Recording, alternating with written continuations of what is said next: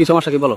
আমি ফোনটা বের করেছি, করার সাথে সাথে ইলিয়াস আমার পাজা কেটে ধরে আমার গাতে উন্নে ফেলাই দিয়েছে, দিয়ে সাথে সাথে মুখোশটা ফেলাই দিয়েছে, দিয়ে আমার কয় কি আমি কি ফাঁকা আমার কামড়ে তো দাড়ি বানলাম কি মনে করেছি এই বাড়ি মধ্যে ঢুকলি কেন কি তো ঢুকলি আমি বাইরে নাইতে দেবো, তাই কয় আমার উন্নে সব তারা ফেলাই দিয়ে আমার উদ্ধারে আমার পাজা ধরেছে। দেখো, জামাতের চেয়ে মিথ্যা বলার লোক গোটা দুনিয়ার মধ্যে দ্বিতীয় আছে বলে আমার মনে হয় না। আমি আশ্চর্য হয়ে যাই। খুলনা এক আসনে আমাদের মা বোনদের কাছে যখন ভোট দেওয়ার জন্য গেছিল ইসলামী আন্দোলন বাংলাদেশ হাত পাকা প্রতীকের পক্ষে, সেখানে দাঁড়িপাল্লা নাম দিয়ে ওদের লোকেরা সেখানে প্রার্থী হলো কৃষ্ণ নন্দী। সরমনায় মুফতি ফয়জুল করিমের একটা অকল্পনীয় রহস্য এখন ফাঁস করল। আপনি বিশ্বাস করতে পারবেন না যে এটা কিভাবে সম্ভব। তিনি জেতার জন্য নির্বাচন করছেন না, তিনি জিততে চান না। নির্বাচন করছেন কিন্তু তিনি জিততে চান না। দর্শক, আমরা দেখেছি খুলনায় চরমোনাইয়ের হাত পাকা প্রতীকে ভোট চাইতে গিয়ে সেখানে জামাতের কর্মীদের হাতে বেদরকভাবে মাইর খেয়েছে মহিলা কর্মীরা। ইতিমধ্যে সেই বিষয়টি নিয়ে চরমোনাই ফির ফয়জুল করিম সাহেব তিনি মুখ খুলেছেন। তার পাশাপাশি আপনাদেরকে দেখাবো যে চরমোনাই নিয়ে একই গোপন তথ্য ফাঁস করেছেন। এই ভিডিওতে আমরা সম্পূর্ণ দেখে আসবো। দর্শক, খুবই গুরুত্বপূর্ণ ভিডিওটি শেষ পর্যন্ত দেখে আপনাদের মতামত অবশ্যই কমেন্ট সেকশনে জানিয়ে দিবেন। কি সমস্যা কি বলো? আমি ফোনটা বের করেছি, করার সাথে সাথে ইলিয়াস আমার পাজা কেটে ধরে আমার গাতে উন্নে ফেলাই দিয়েছে, দিয়ে সাথে সাথে মুখোশটা ফেলাই দিয়েছে, দিয়ে আমার কয় কি আমি কি ফাঁকা আমার কামড়ে তো দাড়ি বানলাম কি মনে করেছি এই বাড়ি মধ্যে ঢুকলি কেন কি তো ঢুকলি আমি বাইরে নাইতে দেবো, তাই কয় আমার উন্নে সব তারা ফেলাই দিয়ে আমার উদ্ধারে আমার পাজা ধরেছে। তোমাদের কারো গায়ে হাত দিচ্ছে কিনা? আমার গায়ে হাতে তো ইলিয়াস মানে কি সেটা কি মারিছে নাকি অন্য কি করছে? হ্যাঁ, আচ্ছা, ফোন কার কাছে? কে নিয়েছে তোমার কাছে? আচ্ছা, কি বলে নিলো ফোনটা?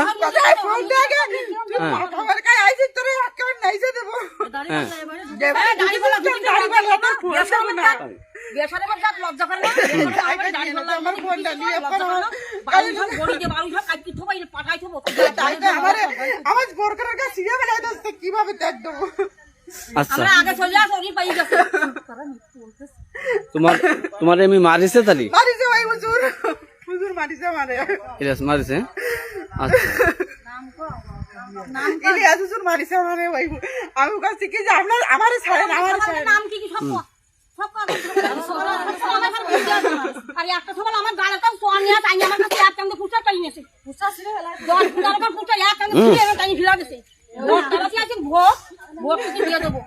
পাখা মার্কা বলেছি, বলার সাথে সাথে আমার মোবাইলটা টাচ ফোনটা কাড়ে নিয়ে গেছে, আবার এই বোরকাও ছিঁড়েছে, আবার আমার মুখোশ টুকো সুন্না টুন্না সব খুলে ফেলাইলো। আমার গায়ে কিচ্ছু ছিল না, আমি আসার সময় পরে আইছি, একদম আমার সবাই কাট করে ফেলাইছে। ইলিয়াস হুজুর একদম আমার কাট করে দিয়েছে, দিয়ে তোমার আমার এরকম করে বুকি টুকে আমার এরকম করে জড়াই ধরেছে, ধরে তোমার ইলিয়াস হুজুর এরকম করে কাট করে দিয়েছে, দিয়ে আমার সবাই ফেলাই দিয়েছে। একবার পুরুষ মানুষ 6 জন ওরা বাড়ির ভিতরে 5-6 জন মানুষ আমার ওরা খুলনা এক আসনে আমাদের মা বোনদের কাছে যখন ভোট চাওয়ার জন্য গেছিল ইসলামী আন্দোলন বাংলাদেশ হাত পাকা প্রতীকের পক্ষে, সেখানে দাঁড়িপাল্লা নাম দিয়ে ওদের লোকেরা সেখানে প্রার্থী হলো কৃষ্ণ নন্দী। সেই হিন্দু কৃষ্ণ নন্দীর পক্ষে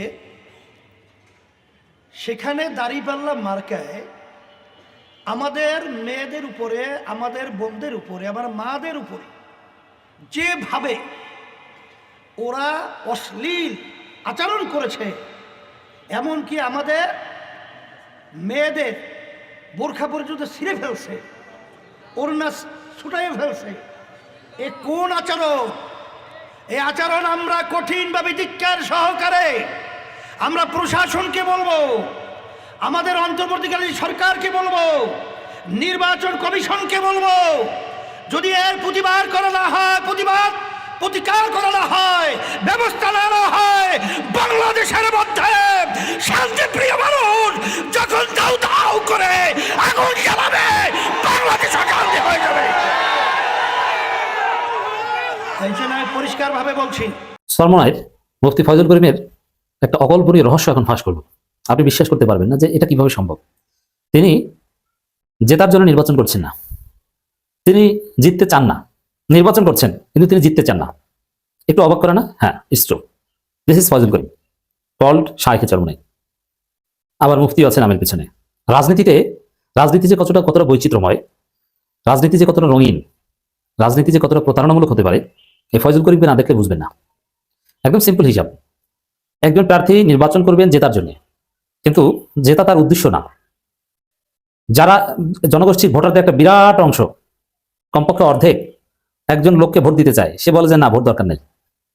অবাক লাগে না? হ্যাঁ, Faizul Karim did that. Faizul Karim has been doing it. এটাই করে আসছেন। তো এই অবাক করা চরিত্র হচ্ছে জনাব ফয়জুল করিম। কিভাবে? আমি আসছি সেদিকে। দর্শক, তার আগে বলি যে তাহলে তিনি কি করতে চান? ফয়জুল করিমের ধান্দাটা কি? জিততে চান না, নির্বাচনে জিততে চান না, ভোটে জিততে চান না, কিন্তু নির্বাচন করছে, জল ঘোলা করতে নির্বাচন করছে। কিছু লোক আছে যে ক্রিয়েটিভ কিছু করতে পারে না, সৃজনশীল কিছু করতে পারে না, কিন্তু যারা করে তাদের বাধা দেয় এবং জল ঘোলা করে। এবং রাজনীতিতে, নির্বাচনে, বাংলাদেশের রাজনীতি নির্বাচন যে কতটা প্রতারণামূলক এটা দেখলে বুঝবেন। যে কিছু প্রার্থী থাকে দামি প্রার্থী, অথবা অমুককে বসিয়ে দেওয়ার জন্য, দাঁড় করিয়ে দেওয়ার জন্য অনেক হিসাব নিকাশ থাকে। তো এরকমই একটা চরিত্র হচ্ছে ফয়জুল করিম। নির্বাচনে জেতার একটা সম্ভাবনা তার আছে বা ছিল, কিন্তু তিনি জিততে চান না। তিনি চান যে তিনি পরাজিত হন, তিনি চান যে তাকে ভোট না দিক। কিভাবে? এবার দেখাই আসেন। আপনারা জানেন যে ফয়জুল করিমের আসনে জামাতের হেভিওয়েট প্রার্থী থাকা সত্ত্বেও টোটাল বরিশাল বিভাগের অন্যতম শক্তিশালী, জনপ্রিয়, প্রবীণ কেন্দ্রীয় নেতাদের মধ্যে বরিশাল অঞ্চল থেকে যিনি সবচেয়ে বড় নেতা হতে পেরেছেন, সেরকম একজন প্রবীণ রাজনীতিবিদ, যিনি প্রায় 40-42 বছর, 45 বছর যাবৎ নির্বাচনী রাজনীতি করেন। চিন্তা করছেন, 45 বছর যাবৎ নির্বাচনী রাজনীতি করেন এমন একজন প্রার্থী অ্যাডভোকেট মোয়াজ্জেম হোসেন হেলাল, তার নমিনেশন প্রত্যাহার করিয়ে নিয়েছে জামাত। কি জন্য? ফয়জুল করিমকে সমর্থন দিয়েছে। যার অর্থ বরিশাল 5 আসনে জামাত চরমনের জোট আছে। সারা বাংলাদেশে জামাত চরমনের জোট টিকে নেই, কেউ কাউকে ছাড় দেয়নি। কিন্তু 2টা আসনে বলা যায় আছে। একটা হচ্ছে ঢাকা, যে আসনে মামুনুল হক প্রার্থী, ওইখানে জামাত জোট চরমনাই জোট এক। কারণ চরমনাইতে জোট না, চরমনাই তারা কোনো প্রার্থী দেয়নি, মামুনুল হককে সমর্থন করেছে। দ্যাট মিনস হাত পাখার লোকের মামুনুল হককে ভোট দিবে। আর বরিশাল 5 আসনে জামাতের অতি হেভিওয়েট প্রার্থী থাকা সত্ত্বেও সে প্রার্থীকে উইথড্র করেছে জামাত ফয়জুল করিমকে সমর্থন দিয়ে। কিন্তু আর হিসাব যদি বলি, বরিশাল 5 আসনে টোটাল ভোটারদের প্রায় কমপক্ষে অর্ধেক ভোটার জামাতের ভোটার। আমি দায়িত্ব নিয়ে বলছি, টোটাল ভোটারদের অর্ধেক ভোটার জামাতের। বিএনপির জামাতের চাইতে কম ভোট। আর চরমনায় 30 থেকে 35 হাজার ভোট আছে, এটা সত্য কথা। তার চাইতে কম হতে পারে, কারণ 5 আগস্টের পর নিঃসন্দেহে চরমনের ভোট কমেছে, কারণ ইসলামপন্থীরা অনেকে জামাত হয়ে গেছে, চরমনায় অনেকে জামাত হয়ে গেছে। আমি ধরে নিলাম তারপরে 30 হাজার ভোট আছে, কিন্তু জামাতের ভোট টোটাল ভোটারদের কমপক্ষে অর্ধেক, সেটা 1.5 লক্ষ থেকে 2 লক্ষ হবে। তারপরও ফয়জুল করিমের সম্মানে জামাত প্রার্থী উইথড্র করেছে, তাও আবার হেভিওয়েট প্রার্থী, যেন তেন প্রার্থী। টোটাল বরিশালের মধ্যে সবচেয়ে বড় প্রার্থী, বরিশাল বিভাগের মধ্যে সবচেয়ে বড় প্রার্থীকে জামাত উইথড্র করেছে। ইট ওয়াজ ভেরি টাফ ডিসিশন। এত বড় নেতার ক্ষেত্রে এরকম স্যাক্রিফাইস বিরল।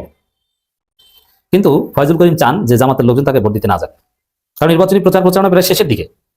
কিন্তু জামাত নেতাদের কাছে, বরিশালে জামাত নেতাদের কাছে ফয়জুল করিম এসেছেন, বা জামাত নেতাদের ফয়জুল করিমের নির্বাচনী প্রচারণায় কোথাও স্টেজে উঠিয়েছেন, এরকম কোনো প্রমাণ নাই। বরং আমরা দেখতে পাচ্ছি উল্টা, জামাতকে গালি দেন। আচ্ছা, যেখানে যে দলের প্রার্থী নাই, যে দলের লোকজন ওইখানে ভোট দেওয়ার কথা বলেছে, অলরেডি নেতা বলে দিয়েছে যে ফয়জুল করিমের পক্ষে তারা থাকবে, সেই দলের বিরুদ্ধে কোনো পাগল ছাগল ছাড়া কেউ কোনো কথা বলে? যেহেতু এটা ভোটের রাজনীতি, আপনার ভালো লাগুক বা না লাগুক। দেখেন প্রতারণা কত প্রকার, কি ফয়জুল করিম কত বড় প্রতারক আমি দেখাই। তিনি বলছেন, সময় টিভি খবর, জামাতের মতো মিথ্যা বলা লোক গোটা দুনিয়াতে আর দ্বিতীয়টা নাই। ফয়জুল করিম কোথায় বসে বলছেন? বরিশাল 5 আসনে বসে বলছেন, যে আসনে জামাতের প্রার্থী নাই, জামাত ফয়জুল করিমকে সমর্থন দিয়েছে। আচ্ছা, যে আসনে জামাত ফয়জুল করিমকে সমর্থন দিয়েছে, ওই আসনের মাটিতে দাঁড়িয়ে যদি বলেন জামাতের মতো মিথ্যা বলা লোক গোটা দুনিয়াতে আর দ্বিতীয় নাই, তাহলে জামাতের লোকজন কি তাকে ভোট দিবে? সম্মানিত দর্শক মণ্ডলী, আশা করি সম্পূর্ণ ভিডিওটি দেখলেন এবং আজকের এই ভিডিও সম্বন্ধে আপনাদের মতামত অবশ্যই কমেন্ট সেকশনে জানিয়ে দিবেন। দেখা হচ্ছে পরবর্তী ভিডিওতে। আসসালামু আলাইকুম।